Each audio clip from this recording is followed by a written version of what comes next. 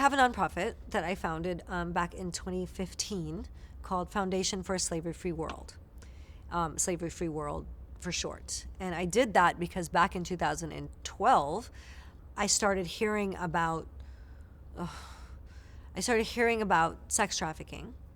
I started hearing about something called child sex trafficking. I was like, what? And child brothels and men that were buying children to have sex with. And I was like, what? What do you mean? Like, this doesn't exist? And I was shocked that not only did it exist, but it existed everywhere, including in the United States, right? This is back in 2012. No one was talking about this outside of the movie Taken, which was like, oh yeah, but that happens over there. That doesn't happen here. I was shocked. And I ended up, to make a long story short, I befriended this guy who just left the CIA and Homeland Security, and what he would do was he would travel around the world infiltrating trafficking rings and literally getting kids out. And so he took me with. He's like, do you want to come? And I was like, yeah. Like, I have to. I couldn't comprehend that something like this was occurring at all. And so I felt like in order for me to understand it, I had to dive in as much as I possibly could. And so I did. And I went with him. And I went to those foreign countries. And I went to the United States. And I did operations. And I pretended to be kids. And I pretended to be buyers. And I pretended to be sellers. And it was, to this day, it's still the darkest thing, the most evil thing I feel in the world. How anyone could do that to a kid. It's unreal. And so I'm going to jump all over the place, but I formed my nonprofit because I was doing all of these things and meeting with all of these nonprofits and all of these government officials and senators and congressmen in the State Department and Homeland Security and even the White House. And I was doing more than just being a spokesperson. Like, I looked around DC and I was like, okay, yeah, so actors show up and I would see them and they'd go for a meeting because they're being a spokesperson for clean water or whatever. But I was doing a lot more than that. And I really felt like I needed to do more. And so I formed my nonprofit mainly just to be taken seriously. Just so I had a 501c3, so it wasn't just actress. It was, no, I'm an actual activist and I have my own 501c3. So that I could open more doors, so I could learn more, so I could collaborate more, so I could do more, essentially. And so I've been doing, that's my other day job, essentially. I've branched out into documentaries and showing this world, and podcasting. I have my own podcast where I bring all the guys that I went undercover with on the show. So we talk about it, and experts and different angles of the problem. And now people know about trafficking.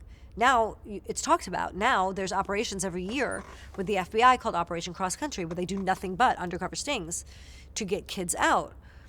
But A, it's nowhere near enough. We need those every single day. And B, America is now one of the top 3 countries in the world for sex tourism. Like, wait, what's that word? What's that word you said? Sex tourism? Yeah, sex tourism. Where people fly from all over to come to your country to have really gross sexual relationships with kids. United States. Good old US of A. And people would think, oh, those poor girls in Mexico, those poor girls in Poland or the Ukraine or the Philippines. Yes, those poor girls. What about the poor girls in America? Because it's American citizens that this is happening to. It's our kids. And then when I think about it, and I could go on this forever, but not only our kids, this is the future mothers of the next generation. I did all this because I couldn't sleep, because it's incomprehensible that this occurs. And so I had to do something about it, because I had to sleep, because I'm a mother, because I'm a woman, because I'm a human being. Cruelty to other human beings, let alone kids, is insanity. And you can't make sense, and you can't make something sane that is insane. So that's what I do in my other my other job is I run my nonprofit. We get podcast guests on. We work on laws. We work on spreading the word. We work on essentially grassroots education. In fact, I'll tell you a story. So I go around and I go to schools sometimes and I speak on this and I tell them everything that I've seen and how to protect themselves. And we've had Meta on. We've had the head of Instagram and Facebook on for global safety on my podcast, talking about how your kids can protect themselves from social media and from predators, right? So this is my other passion.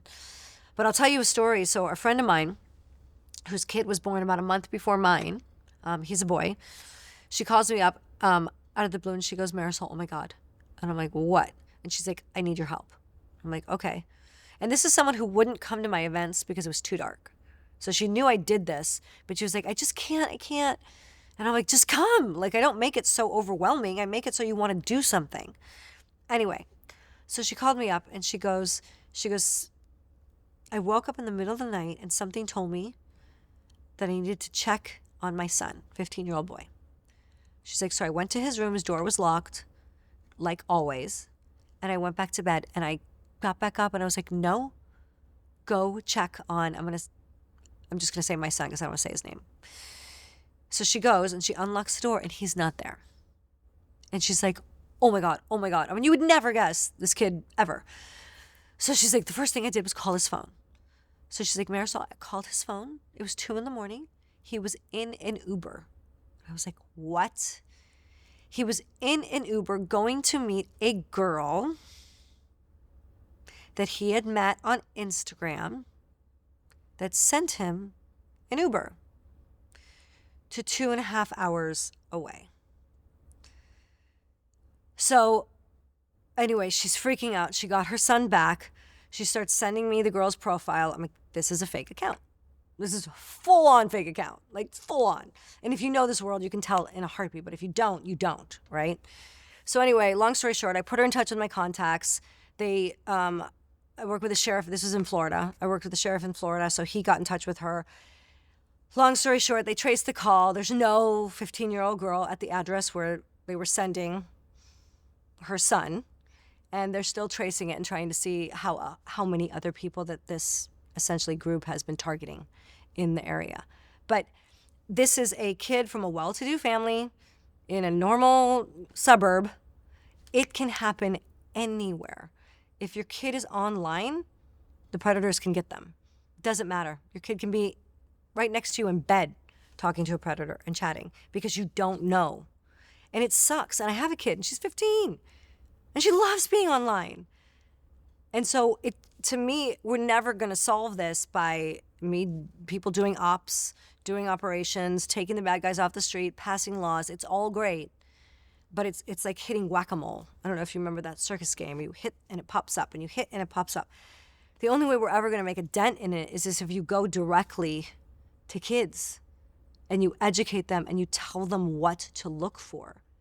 Because the predators are there all day long with 5 different computers going in their basement, just chatting with kids and going where kids are and what app are the kids on and da-da-da-da-da and talking like them and being like them and fake accounts, making them seem like they're a kid, and you don't know.